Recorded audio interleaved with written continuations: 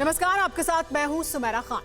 4 सदी के इतिहास को देखें तो हर 100 साल बाद दुनिया पर किसी न किसी महामारी ने कहर बरपाया, जिसने दुनिया के किसी कोने को नहीं छोड़ा। करोड़ों इंसानों की जान लेने के साथ साथ कई इंसानी बस्तियों का तो नामो निशान तक मिटा दिया। लेकिन यह भी हकीकत है कि हर महामारी के बाद दुनिया की तारीख बदली है। सवाल यह है कि क्या कोरोना के बाद भी ऐसा ही होने वाला है? क्या अमेरिका को सदी की सबसे बड़ी चुनौती मिलने वाली है? क्या अमेरिका की सुपर पावर की गद्दी खतरे में है? क्या जो बाइडेन आने वाले वक्त में बहुत बड़ा फैसला ले सकते हैं? अमेरिका के राष्ट्रपति बनने के बाद जो बाइडेन ने रूस पर कई आरोप लगाए। रूसी राष्ट्रपति को सरेआम इशारों में किलर तक कहा। रूस को अंजाम भुगतने की धमकी तक दी। व्हाइट हाउस में दाखिल होने के बाद जो बाइडेन और पुतिन आमने सामने होने वाले हैं, तो चीन ने भी रूस के साथ मिलकर अपना जाल फैलाना शुरू कर दिया है। सवाल यह है कि क्या दो महाशक्तियों के बीच ताकत की जोर आजमाइश से दुनिया 2-4 होने वाली है? क्या कोरोना के बाद अमेरिका दुनिया के सबसे ताकतवर मुल्क होने का तमगा बचा पाएगा? ये रिपोर्ट देखिए। दो मुल्क दुनिया के सबसे ताकतवर, दोनों के पास ही सबसे घातक हथियार, दोनों के पास ही सबसे ताकतवर फौज। अमेरिका और रूस, जिनके इशारे पर दुनिया चलती है, जिनके बगैर दुनिया की रीति और नीति का फैसला नहीं होता है, जिनके बीच सदियों पुरानी रंजिश है और दोनों ही फिर आमने सामने आने वाले हैं। अमेरिका के राष्ट्रपति जो बाइडेन और रूसी राष्ट्रपति व्लादिमीर पुतिन की पहली मुलाकात होने वाली है। ये मुलाकात 16 जून को होगी। दोनों नेता स्विट्जरलैंड के जिनेवा में मुलाकात करेंगे। बाइडेन और पुतिन की मीटिंग को लेकर कई हफ्तों से कयास लगाए जा रहे थे। क्लाइमेट चेंज और G20 की मीटिंग में दोनों वर्चुअली शामिल हुए थे, लेकिन ये पहली बार होगा कि दोनों देशों के राष्ट्रपति आमने सामने बातचीत करेंगे। सवाल यह है कि बाइडेन और पुतिन की मुलाकात का मकसद क्या है? क्या रूस और अमेरिका में तनाव कम हो सकता है? क्या बाइडेन और पुतिन के बीच तल्खी कम होगी? या ये सुपर पावर की गद्दी को चुनौती देने से पहले रूस की रणनीति का हिस्सा है? ये सवाल इसलिए क्योंकि बाइडेन और पुतिन की मुलाकात ऐसे वक्त में हो रही है जब अमेरिका और रूस के रिश्ते फिर से शीत युद्ध की दहलीज पर हैं। दोनों देशों में तनातनी सबसे नाजुक दौर से गुजर रही है। अमेरिका ने रूस पर चुनाव में दखलंदाजी का इल्जाम लगाया। अप्रैल में अमेरिका ने रूस के 10 डिप्लोमेट को उनके देश वापस भेज दिया। इसके बाद 30 और रूसियों को अमेरिका से निकाल दिया गया था। इतना ही नहीं, बाइडेन ने तो पुतिन को हत्यारा तक करार दे दिया था। बाइडेन ने कहा था कि रूस ने उनके खिलाफ जो मुहिम चलाई थी उसकी कीमत चुकानी ही पड़ेगी। इसीलिए पुतिन ने भी जवाब देने में देर नहीं की। बाइडेन को व्हाइट हाउस में दाखिल हुए 5 महीने का वक्त हो चुका है। इस दौरान दोनों देशों के बीच इसी तरह कई बार जुबानी तीर चले हैं। इसीलिए माना जा रहा है कि भले ही बाइडेन और पुतिन आमने सामने हो, असल में ये दोनों नेताओं की ताकत की आजमाइश है। रूस और अमेरिका के बीच पुरानी दुश्मनी है। रूस हमेशा से अमेरिका को सुपर पावर की गद्दी से बेदखल करवाना चाहता है। लेकिन क्या, बड़ा सवाल यह है, ये रूस की स्ट्रैटेजी का हिस्सा तो नहीं है। रूस की इस स्ट्रैटेजी में कौन सा नया देश उसके साथ आ गया है, आप भी देखिए।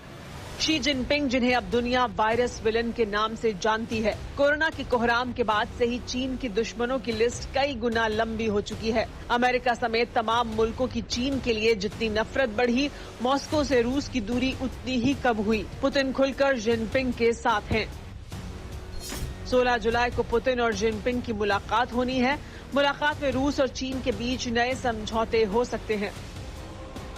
रूस जानता है कि अमेरिका को सुपर पावर की गद्दी से बेदखल करना है तो चीन को साथ रखना जरूरी है। उसी तरह चीन को अगर अमेरिकी चाबुक से बचना है तो पुतिन की पहरेदारी जरूरी है। चीन जानता है कि जिस तरह की उसकी करतूतें हैं उसमें किसी भी वक्त दुनिया उसके खिलाफ हो सकती है। खास तौर से ताइवान और साउथ चाइना सी में चीन की विस्तारवादी साजिशों को लेकर दुनिया का एक धड़ा चीन को सबक सिखाने की तैयारी कर चुका है। अमेरिका ने फिर से कोरोना को लेकर चीन को घेरना शुरू कर दिया है। ब्रिटेन का सबसे ताकतवर युद्धपोत चीन की सरहद के लिए रवाना हो चुका है। ऑस्ट्रेलिया पहले ही चीन से हर करार तोड़ चुका है। कोरोना काल में चीन की साजिशों की वजह से दुनिया की ताकत दो हिस्सों में बंट चुकी है। एक तरफ चीन के चहेते मुल्क हैं, तो दूसरी तरफ अमेरिका से वफादारी निभाने वाले देश एकजुट हैं। ऐसे में रूस को भी अपनी दशकों पुरानी कसक दूर करने का मौका नजर आने लगा है। अमेरिका में रिपब्लिकन पार्टी सत्ता में आती है तो वो चीन को घेरती है, डेमोक्रेट सत्ता में आते हैं तो वो रूस को घेरते हैं। लेकिन रिपब्लिकन पार्टी का जो बाइडेन पर बहुत दबाव है।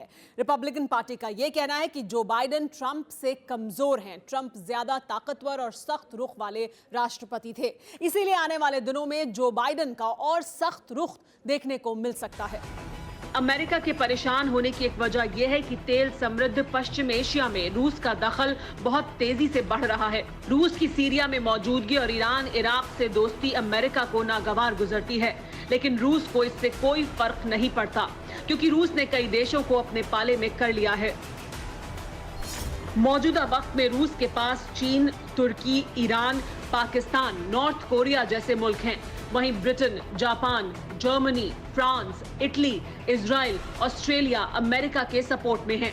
इनमें से कई देश ऐलानिया तौर पर रूस को वफादारी का भरोसा दे चुके हैं, तो अमेरिका के साथ भी ताकतवर मुल्क हैं। जो बाइडेन के राष्ट्रपति बनने के बाद से ही अमेरिका और रूस के रिश्तों में तलखी बढ़ती रही है। ये तलखी जैसे जैसे बढ़ेगी, वैसे वैसे कई देशों को अपने अपने हिसाब से रूस और अमेरिका में से किसी को चुनना पड़ेगा। चीन चाहता है कि ऐसा ही हो, ताकि अमेरिका को सीधी चुनौती दी जा सके। जाहिर है ये लड़ाई वर्चस्व की है, जिसके एक तरफ अमेरिका है तो दूसरी ओर रूस और चीन जैसे देश हैं। इसमें जो जीतेगा वही सिकंदर कहलाएगा। जो बाइडेन और पुतिन की मुलाकात से पहले दुनिया मिडिल ईस्ट में ताकत की जोर आजमाइश देख चुकी है। 11 दिन की जंग के बाद इजराइल और हमास में सीज फायर हुआ, लेकिन सीज फायर के बावजूद हमास इजराइल को लगातार उकसा रहा है। अब एक चौंकाने वाली तस्वीर भी सामने आई है। हमास के जो टॉप कमांडर याह्या सिनवार को इजराइल मिसाइल हमले में मारे जाने का दावा कर रहा था, वो न सिर्फ जिंदा है बल्कि इजराइल को खुली चुनौती दे रहा है। सिनवार का एक नया वीडियो सामने आया है, जिसमें वो इजरायली हमले में मारे गए एक लड़ाके के बेटे को AK-47 पकड़ाते हुए नजर आ रहा है। वीडियो में सिनवार ने इजराइल के खिलाफ गाजा के लोगों को न सिर्फ उकसाया बल्कि भड़काऊ तकरीरें भी की। इस दौरान हजारों लोगों की भीड़ याह्या सिनवार को घेरे हुए खड़ी थी। इस वीडियो के सामने आने के बाद इजराइल और फिलिस्तीन में फिर से बारूदी जंग के आसार बनने लगे हैं। वैसे तुर्की और पाकिस्तान जैसे मुल्क चाहते भी यही हैं। दोनों ही इस्लामी मुल्कों का खलीफा बनने का ख्वाब देखते हैं, लेकिन क्या वाकई ऐसा है? मुसलमानों की रहनुमाई के नाम पर पाकिस्तान कैसे ढोंग करता है, इस रिपोर्ट में देखिए। हफ्ते भर पहले अरब के कोने में यूं ही बारूदी आतिशबाजी हो रही थी। हमास के सर्वनाश की शपथ ले चुका इजराइल गाजा पर बेतहाशा बारूद बरसा रहा था। हमास के आतंकी चुन चुन कर मारे जा रहे थे, लेकिन फिलिस्तीनियों से ज्यादा पाकिस्तानी हल्कान हुए जा रहे थे। ये हाल तो पाकिस्तान की संसद में था, लेकिन इससे बुरे हालात तो इमरान से लेकर कुरैशी तक की कॉलोनियों में थे। इजराइल के बरसते बारूद से नियाजी की नींद उड़ चुकी थी, तो कुरैशी की जुबानी खलाबाजियों की रफ्तार भी कम नहीं थी। वहाँ से अमेरिका की राह ली, UN में मक्कारी का पिटारा खोला। ये सब कुछ इसलिए क्योंकि नियाजी को हमास पर बरसते बारूद में इस्लामी मुल्कों का खलीफा बनने का ख्वाब नजर आ रहा था। लेकिन अमेरिका में कुरैशी की ही जुबान से इमरान की मक्कारी उजागर हो गई। पाकिस्तान और तुर्की में खलीफा बनने की होड़ लगी हुई है। दोनों ने ही फ्रांस और इजराइल के खिलाफ खूब जहर उगला, लेकिन जब बात उइगरों की हो, जब बात चीन की हो, तो दोनों ही मुल्कों को सांप सूंघ जिसे चाहा जब घर से उठा दिया, सड़क पर मारा, जेल में डाला। उइगर पर चीन के जुल्म ज्यादतियों से दुनिया वाबस्ता है। चीन के पाप की इन तस्वीरों को जमाना देखता है, लेकिन कौम की रहनुमाई के नाम पर ढोंग करने वाले इमरान के शागिर्दों को धीरे धीरे गायब होते उइगर मुसलमानों की कौम नजर नहीं आती। अमेरिका में हमास की पैरवी करने गए शाह महमूद कुरैशी से जब उइगर को लेकर सवाल पूछा गया तो क्या कहा, खुद सुनिए। अल्फाजों को चबाकर, मुंह को टेढ़ा कर जुबान से मिसाइल दागने वाला कमाल का शख्स है ये। कहने को ओहदा पाकिस्तान के विदेश मंत्री का है, लेकिन गैरत बित्ती भर की भी नहीं है।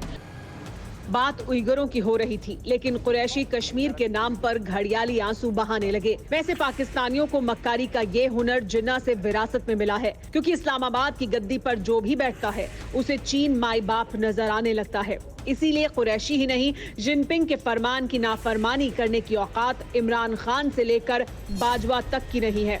गजब की कौम है पाकिस्तान भी। चीन के जिस पाप को दुनिया जानती है उसका पता पाकिस्तान के वजीर आजम को ही नहीं है, लेकिन पाकिस्तान के एक तबके को एहसास हो चुका है कि वो दिन दूर नहीं है जब उनका हाल भी उइगरों की तरह होगा।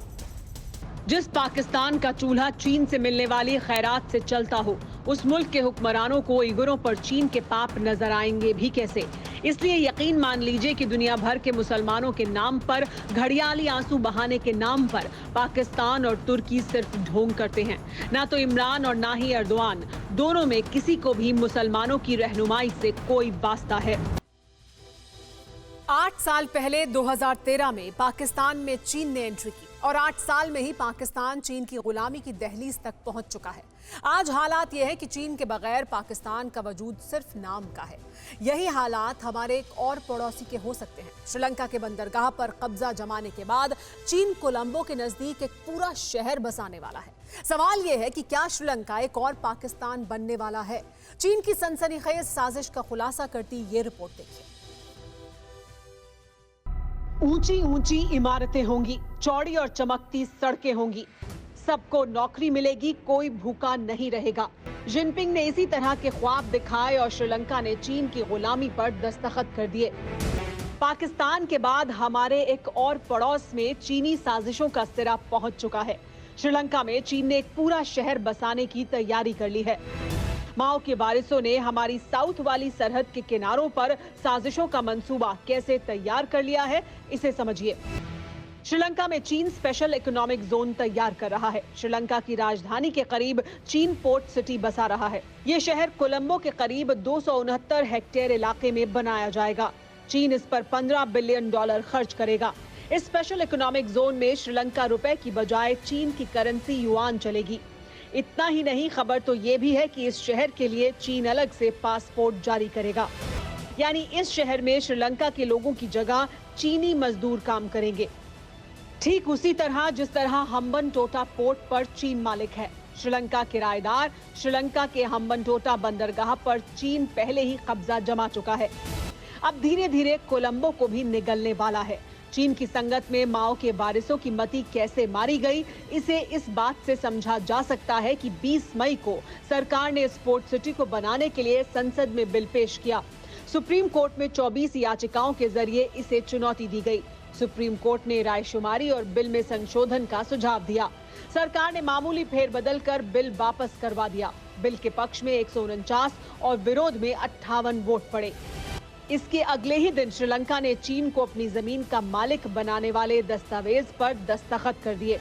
श्रीलंका में गोतबाया राजपक्षे राष्ट्रपति हैं, महिंदा राजपक्षे प्रधानमंत्री हैं। दोनों सगे भाई हैं और इनकी इस समय श्रीलंका में बहुमत की सरकार है।